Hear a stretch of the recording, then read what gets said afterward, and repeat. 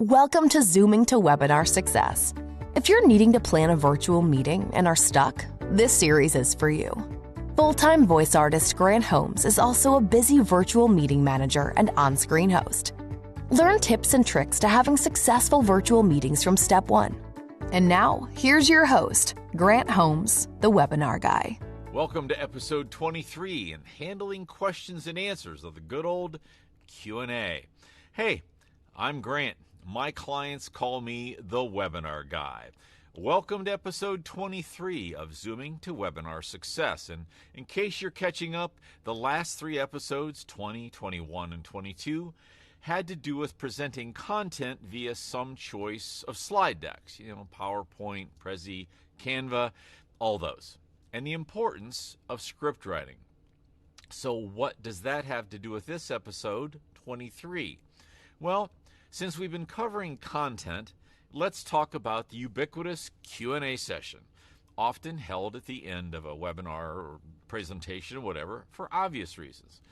You know what you want to say. Based on episode 22, you may have even written and practiced a script to ensure you're actually saying it.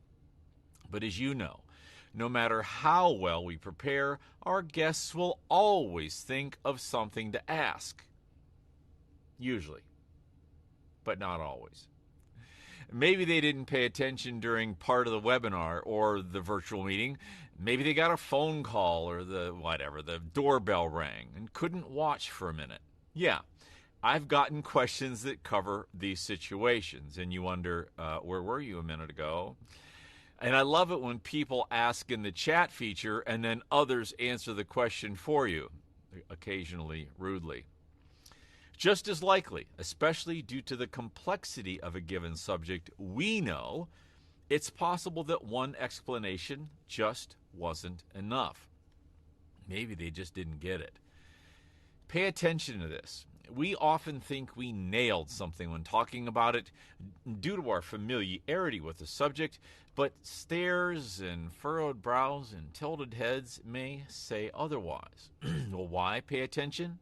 If you do many of the same webinars and continually see the same questions pop up, it's time to modify your presentation.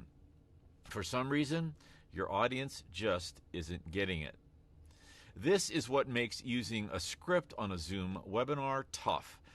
You're so concentrating on the content that you can't read the audience like you can when you're live on stage. So take that into consideration. And even if you don't use a script, the people's images may be so small as to not be able to track that well anyhow. To me, it's one of the greatest drawbacks to virtual events. I like being on stage. So what's the answer there? I know in many of the sessions I do, we just tell people to enter their questions in the chat or Q&A function of some of the platforms and tell them we'll wait until the Q&A part to answer them. Or we tell them not to enter the questions, just to hold them until the end. Then either way, we stay on task and on script till the end. This option also has the added benefit of you answering the question before it's offered, and that happens too. First considerations. If you have someone like a professional from thewebinarguy.com team moderating your webinar and gathering the questions and knowing in advance what's coming, possibly telling attendees, hey, we're going to get to that, or answering simple questions for you that you've approved for them to do, that simply helps your webinar move along. The point here is that a moderator can help you on this.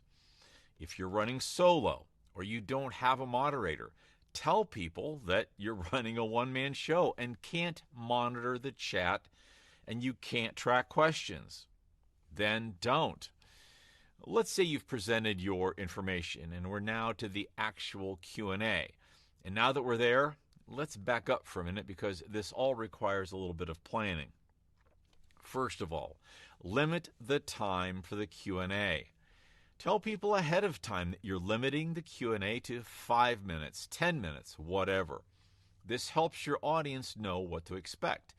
And if you followed the advice from the last episode, you should know about how long your presentation is within a few minutes and plan accordingly. So if you have a 20-minute or so presentation, then plan a 10-minute or so Q&A and tell people at the start of your webinar, today's webinar, presentation, training, whatever, will be about 30 minutes. Then stick to that. Yeah. But what if people are really engaged and asking great questions and there's great energy, and you know what? That's your call. But it's entertainment law to get off stage with the audience wanting more. Suggest they enroll again for the next one. Offer a deal. If it's a series, consider telling people, sorry, we're out of time today, but we're going to answer that on our blog, on our social media feed, or possibly, and this is not recommended, possibly we'll answer it at the beginning of the next session. That just doesn't work well.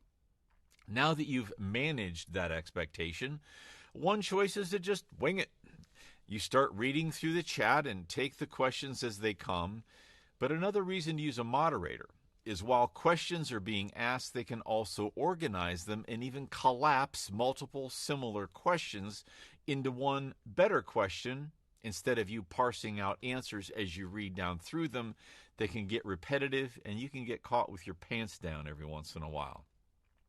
Your moderator can ignore repetitive, ignorant, or otherwise bothersome questions because your moderator isn't trying to read them live. Answer questions concisely.